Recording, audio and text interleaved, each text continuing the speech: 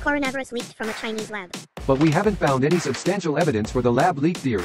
Well, if you can't find any, I'll do it myself. But virus origin tracing requires scientific evidence and it takes time. Evidence, evidence. I am talking about reaching the conclusion. You are pestering me with evidence. You do not know what you are talking about, quite frankly. Most recently, the US released an 83-page report on the origins of COVID-19. And the report is done not by scientists, but by the Republican congressmen.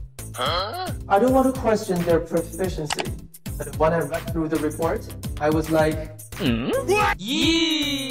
For instance, in the evidence of lab leak part of the report, it uses news posted on China's social media network Weibo as a source. It's like citing Wikipedia as a reference in your paper. And the funny part is, they don't even know the differences between Weibo and Douban. The report assumes the Communist Party of China prioritizes preserving the party over lives.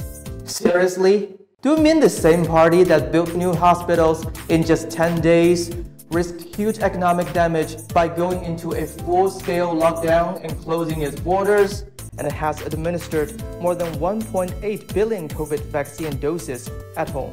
The report also emphasized the committee minority staff's recommendations for actions to be taken by the United States in response to COVID-19, including seeking new leadership at the WHO, pursuing Taiwan's readmittance to the WHO as an observer. How is Taiwan even relevant to this? The US is basically saying we must use this as an opportunity to rally allies against China and regain our say in the global health body. And that's what they have been doing.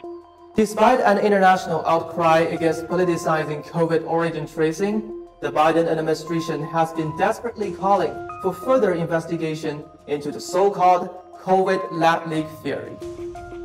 Not because they particularly care about science and facts. If so, they would gladly open the door of the Fort Detrick lab to third-party scientists for inspection, but because the scientific conclusions so far are not what they want. Sounds like a deja vu, right? Remember the US side used a test tube of laundry powder as evidence for Iraq's possession of weapons of mass destruction? The US has topped the ranking of COVID-19 confirmed cases and deaths for too long, and sees its daily infection hitting new highs with the spread of the Delta variant. Still, the politicians' main focus seems not on saving its people, but on politicizing the pandemic.